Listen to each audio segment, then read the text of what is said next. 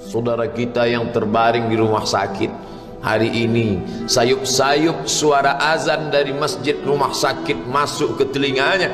Dia menonton di televisi acara live salat Jumat, tapi saat itu dia hanya mampu terbujur kaku. Ruhnya masih ada dalam jasad. Anaknya tidak bisa berada di sampingnya karena security tidak mengizinkan keluarga berada di dalam ruang ICU. Dia duduk di dalam. Suara terdengar, azan bersahutan, hayya 'alas salah, mari salat, hayya 'alal falah, mari menuju kemenangan. Dia hanya bisa meneteskan air mata. Kenapa?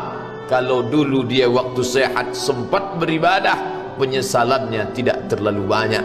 Tapi kalau di saat sehat walafiat tak sempat untuk menempelkan kening ke lantai, tak sempat melangkahkan kaki ke rumah Allah, tak sempat mendengarkan khutbah, maka tak ada duka di atas duka. Air mata yang meleleh tak dapat mengembalikan masa lalu. Lan tarji'al ayyamul lati madat, yang lalu tak dapat diulang kembali. Air mata darah menangis, yang sakit tak akan sembuh, yang mati tak akan hidup.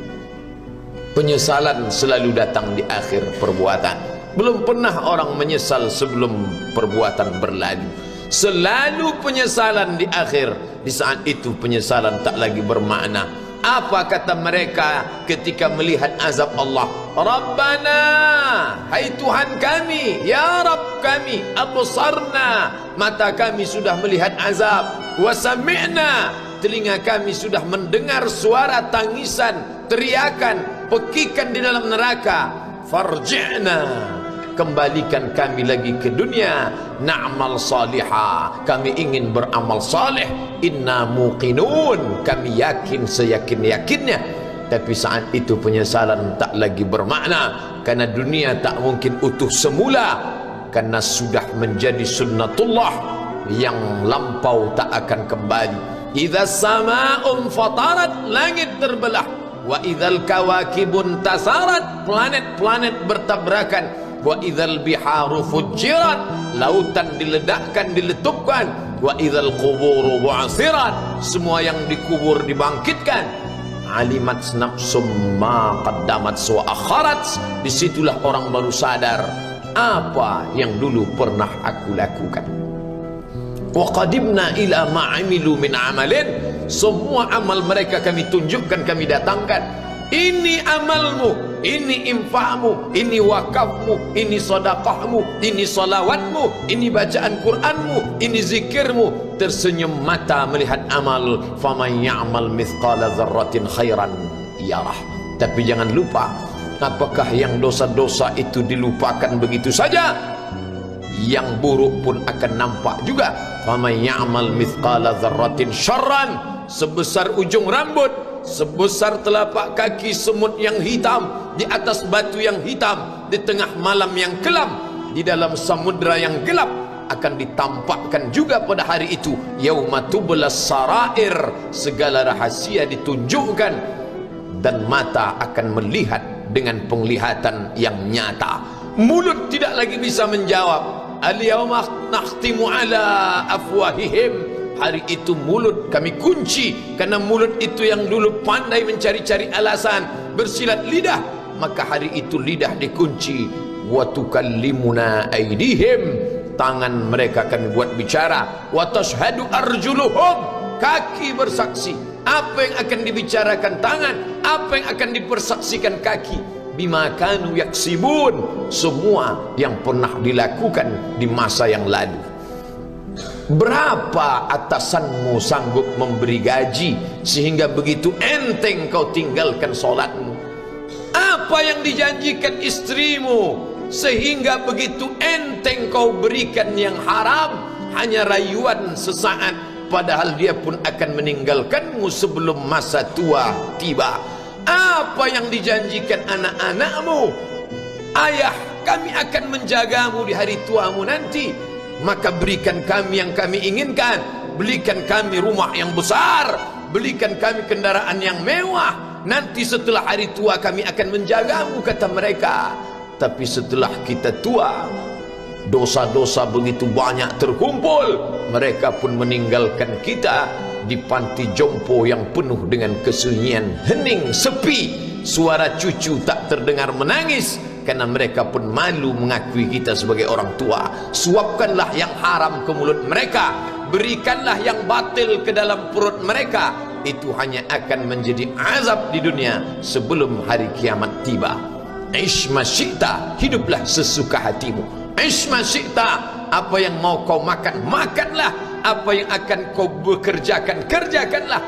Fa innaka mayyit, tapi ingat, kau akan menjadi mayat, kau akan mati. Semua akan diminta pertanggungjawaban di hadapan Allah Subhanahu wa ta'ala. Hari ini orang boleh tertawa, hari ini orang boleh merasa dunia dia yang punya, tapi sampai masanya yang hijau akan berubah menguning, yang kuning akan mati, yang mati akan menjadi debu, yang debu ditiup angin hampa tak bermakna. Lalu apa yang akan dibawa menghadap Allah Subhanahu wa ta'ala? Amal saleh. Kalau pernahlah mulut itu membaca sepotong dua potong ayat sebelum berangkat bekerja, kalau sempatlah masuk ke kamar mandi mengambil air wudhu, solat sunat duha sebelum berangkat bekerja, kalau sempatlah ketika duduk dalam suasana santai membuka iPad lalu dibuka Quran digital sambil melihat beberapa ayat, merenungkan maknanya, mengingat mati, kalau sempatlah mulut mengucapkan subhanallah wa bihamdihi subhanallahil azim, kalau sempatlah anak istri dibawa ke masjid iktikaf mendengarkan pengajian, kalau sempatlah beberapa persen dari pendapatan itu dilimpahkan ke rumah anak yatim panti jompo masjid, kalau sempatlah beberapa meter tanah dibeli untuk pembebasan mendirikan rumah Allah, kalau sempat memberikan beberapa karpet untuk rumah yang selalu ditinggalkan, kalau sempatlah membelikan beberapa kilo beras untuk yatim piatu dan panti jompo, itu yang akan menolong di hadapan Allah. Adapun rumah besar dengan beberapa semen, dengan beberapa busi yang banyak, semua akan menjadi tinggal kenangan. Mereka akan menjual, membagi-baginya.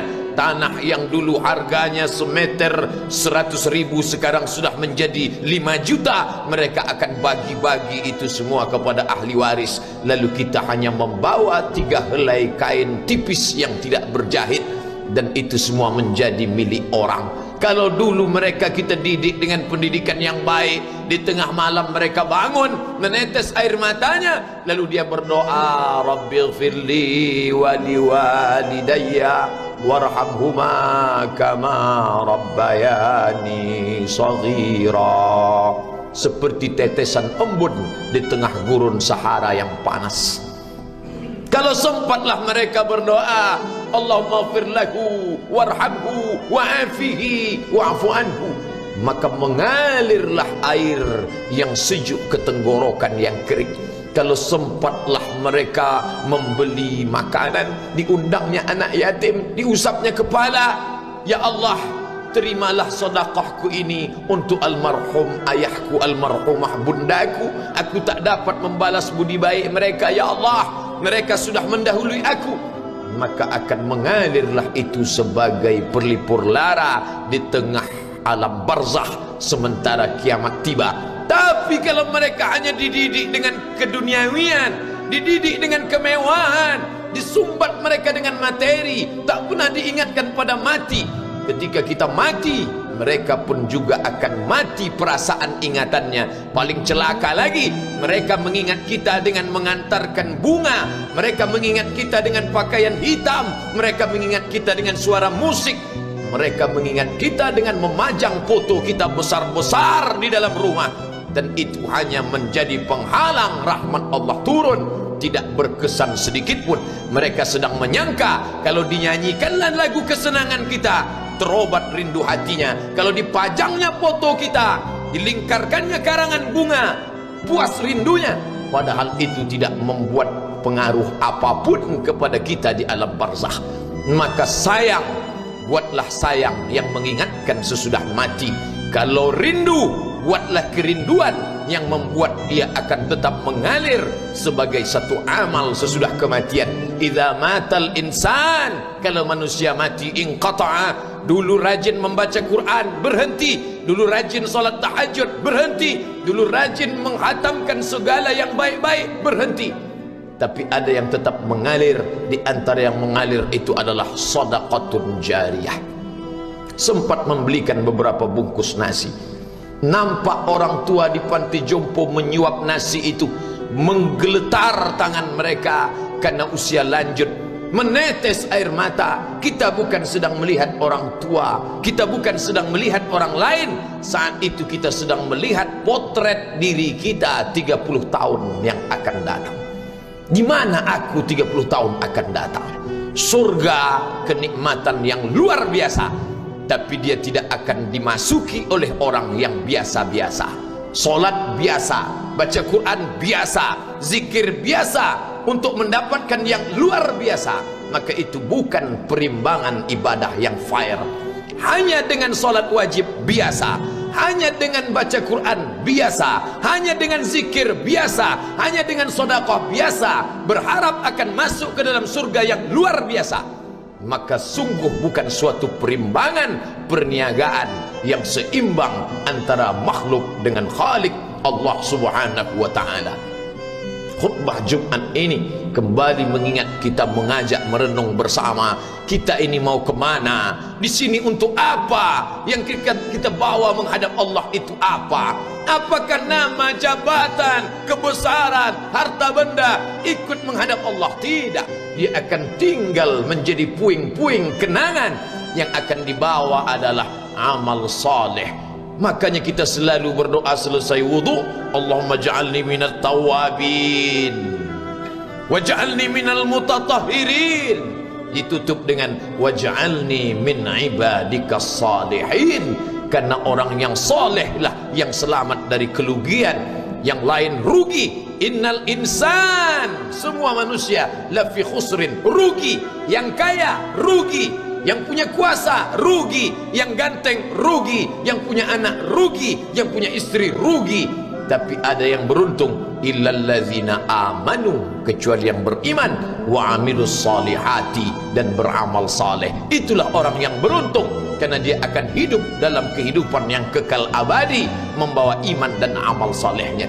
Kalau sampai hari ini masih bersemayam di dalam diri kita, mari kita jaga.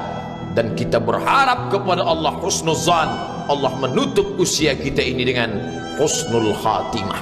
Ketika itulah malaikat datang memanggil, menyambut, ya ayyatuhan nafsul mutmainnah, wahai jiwa yang tenang, irji'i ila rabbiki, kembalilah engkau kepada Tuhan Rabbmu, radiyatan mardiyah, engkau ridha kepada Allah, Allah pun ridha menerima engkau sebagai hambanya.